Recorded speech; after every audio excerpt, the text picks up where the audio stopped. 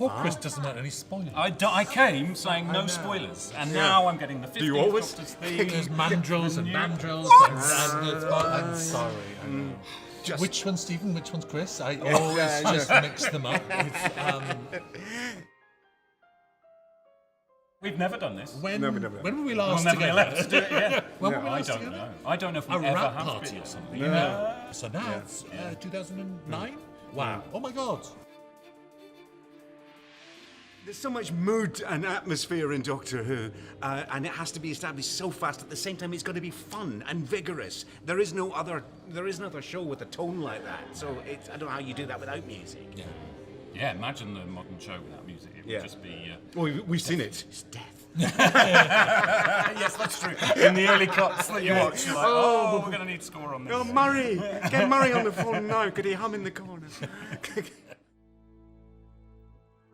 Logopolis, actually. Yeah, we all went through all that classic. That's Tom Baker's final episode. Yeah. And there's a camera move on the music that comes all the way down to Studio 10 or whatever it was. And my mind did it. Yeah. And it was a perfect recreation of the sound, wasn't it? It was brilliant. Yeah. That whole medley, though, was amazing. Well, I looked across at both of you and we were all like, that's the 5 Doctors, or the Daleks, or Tomb of the Cybermen. I like the running through Paris one from City of Death. Yes, yeah. There we go. That's because we don't really think modern Doctor Who counts. I'm sorry. None of us do. That's what you made up. We are just like, that's just nonsense. That's like fan fiction. But actually, when they wrote that all those years ago, they never thought a vast orchestra would be playing that. And they'd never got to hear it like that. No, never. Beautiful stuff. It's the crown jewels. And it's really stayed the same. We've done fantastic versions and your versions, but it's actually still the same song. And it has to be, doesn't it? I mean, that's when Peter Hull was the first one to change it a bit, but he was clever in how he did it because it felt the same. It just felt more up to date. It's such a brilliant piece of music, isn't it? Because you're trying to live up to it, aren't you? Oh, the one thing is that cliffhanger noise, what's that called? I don't know. The cliffhanger Scream, thing. like a Scream. I just literally in edits called it that noise. Because you like doing that. Yeah, I did like doing that. Yeah.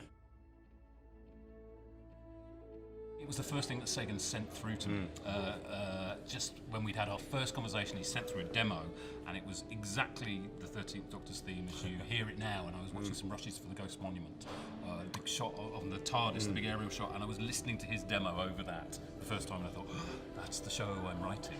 So that collision, in the same way, Murray writing for you guys, is like that moment where the writing and the score sort of dovetail is thrilling. He's so eclectic in his compositions and the range of what he does, and he's always starting from character and emotion. Again, it's always about character and emotion, but then carrying that narrative, carrying that pace. We've all worked in other dramas that can't afford orchestras, and it's a lot of money. We're very grateful for the support of the orchestra as well, and frankly, I feel impoverished when I don't have an orchestra generally. It's huge and wonderful.